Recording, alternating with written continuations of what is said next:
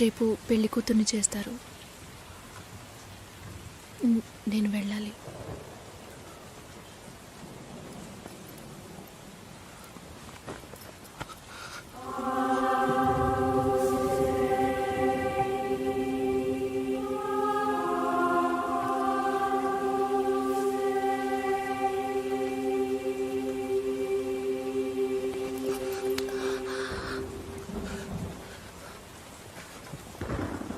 నేను చెప్పినప్పుడల్లా సీరియస్గా తీసుకోలేదు.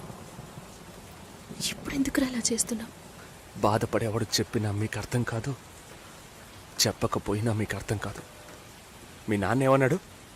10 ఆకుల్ని చూసేవాడు తన ఆకులో ఉన్న భోజనాన్ని ప్రశాంతంగా తినలేడు అని చెప్పాడు కదూ.